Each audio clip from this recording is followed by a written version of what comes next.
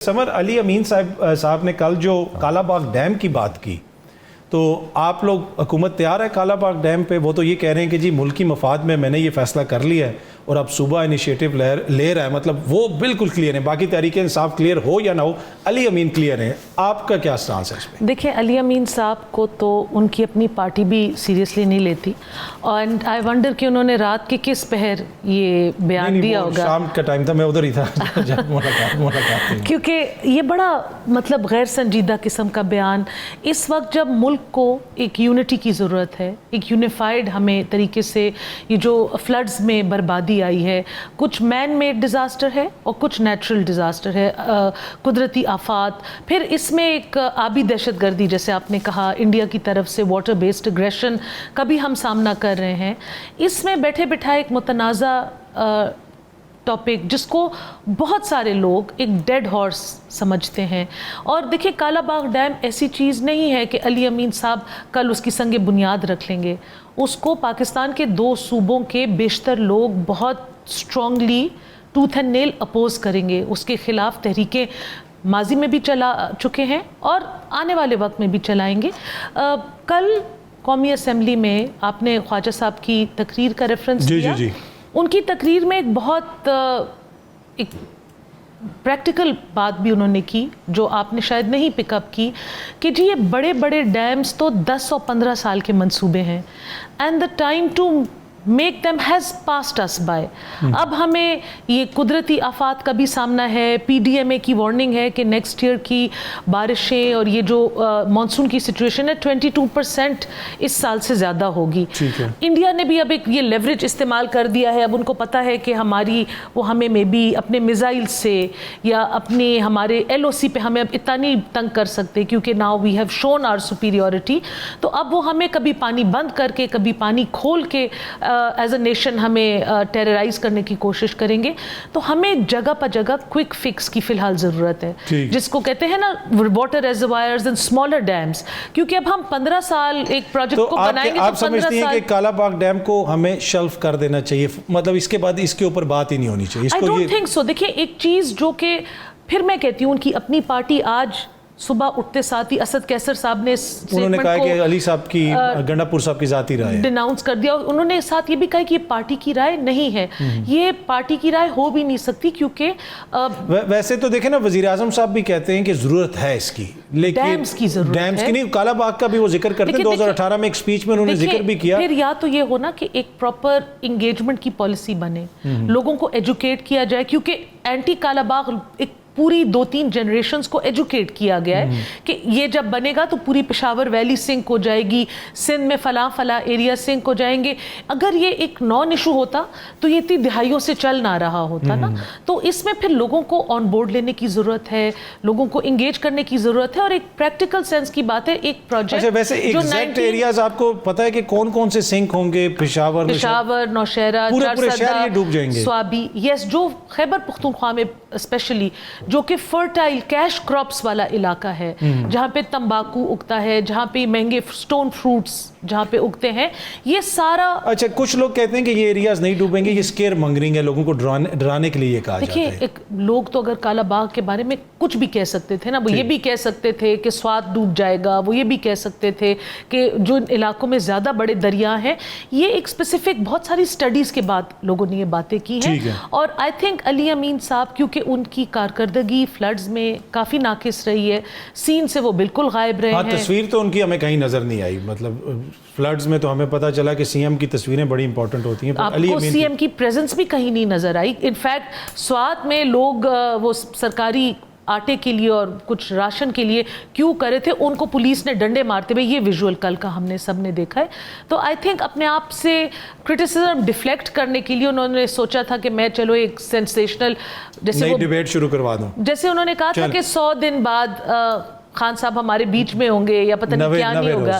90 روز تو ابھی پورے نہیں ہوئے 90 روز, ہو سکتا ہے خان صاحب آ بھی جائیں. اس میں 40 دن رہ گئے ہیں. چلیں وہ بھی دیکھ لیں گے. شفقت صاحب کو بھی شامل کر. شفقت صاحب یہ ایک تو ذرا تھوڑا سا کالا باغ پہ آپ بھی تھوڑا سا اپنا موقف دے دیجیے گا. پارٹی کا اس پہ موقف یہی ہے کہ یہ علی امین صاحب کی ذاتی رائے ہے جس طرح اسد کیسر صاحب نے فرمایا؟ جی جی بالکل وہ ان کی ذاتی رائے ہے, لیکن جتنا یہ ڈرے ہوئے ہیں کہ فلاں جگہ ڈوب جائے گی فلاں ڈوب جائے گی, میں نے بھی کافی اسٹڈیز دیکھی ہیں اس پہ.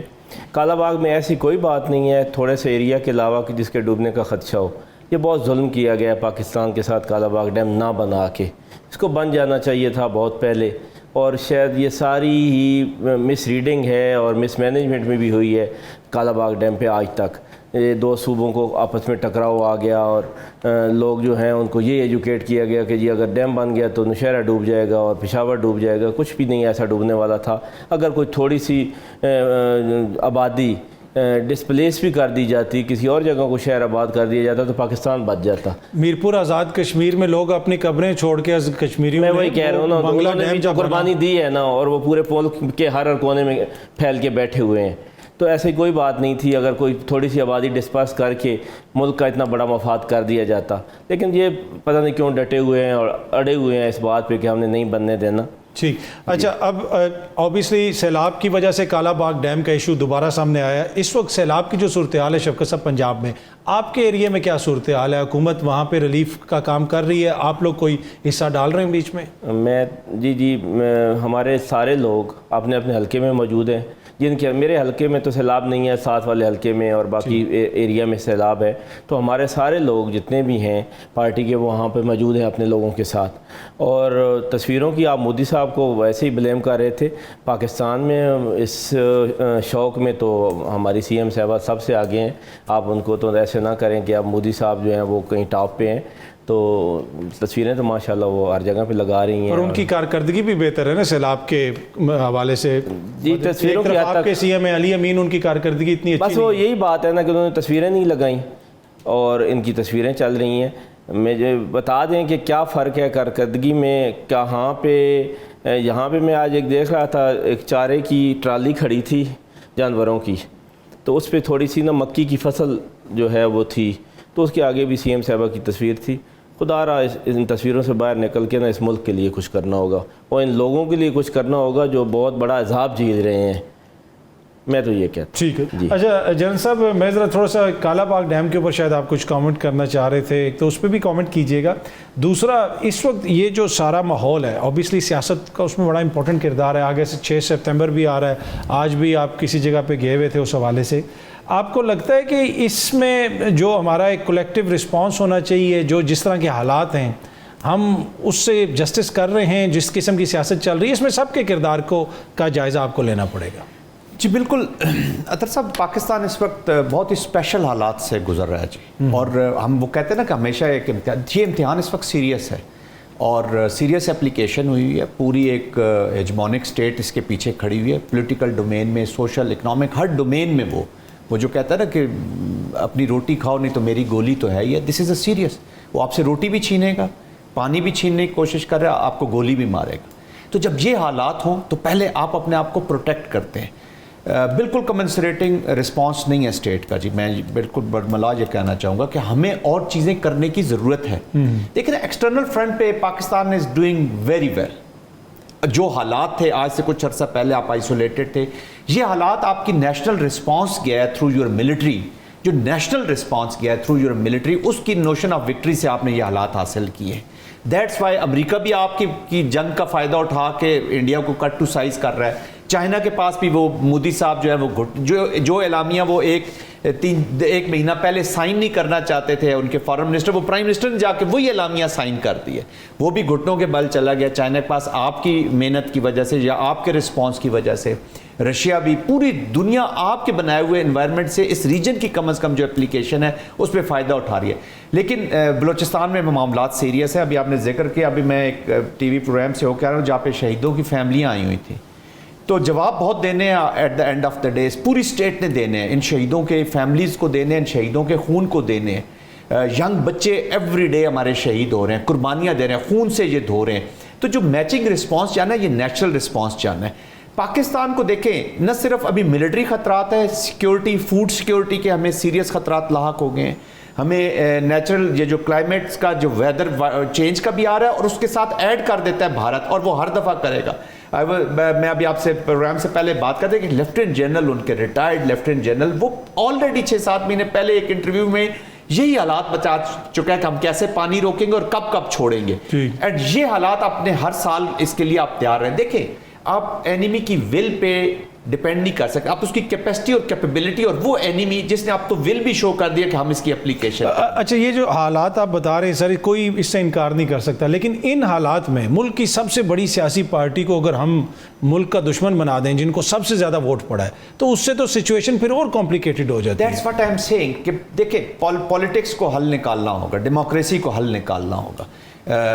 प्रॉब्लम यह कि पार्टीज या एक ओवरऑल डेमोक्रेसी की जब हम बात करें तो फिर तो चलें, उसको अगर ख़तरा हो, लेकिन असल में प्रॉब्लम ये होती है जब हम इंडिविजुअल्स पे बहुत ज़्यादा अपने आप को लिंक कर लेते हैं। मैं किसी का नाम नहीं लेना चाहता, और ये हर पार्टी में the leader some time, with all my respect to my brother and sister, कि हम एक लीडर को larger than the party and party को लार्जर देन दी स्टेट जब बनाने की कोशिश करेंगे तो फिर हमें नुकसान होना शुरू हो जाएगा। मैं ये कहता हूँ ना, आज के सॉल्यूशंस को आप इमीडिएट सॉल्यूशन से छोड़े ना, 20 साल बाद की बात करें, कालाबाग डैम है, कोई डैम है फॉर दैट मैटर, जो वाटर सिक्योरिटी हमने करनी है, अब इमीडिएटली 10 साल लगे या 20 साल लगे या 50 साल वाला प्रोजेक्ट भी हमने करना है, 10 वाला भी करना है, 5 वाला भी करना है, 6 महीने वाला प्रोजेक्ट भी करना है। अगले पाकिस्तान की आबादी तो देखें ना, 25 करोड़ आबादी है, ये और बढ़ती चली जाएगी। तो क्या चले हम अपनी ज़िंदगियां गुजार के अपनी अगली नस्लों को इसी हालात में छोड़ देंगे? हैविंग सेड दैट, डेमोक्रेसी ने सॉल्यूशन निकालना है, डायलॉग करना है, अपने प्रोसेसेस में जाना है, अपने इंस्टीट्यूशंस में जान डालनी है, ताकि कोई आगे चल के किसी को कोई प्रॉब्लम ना हो।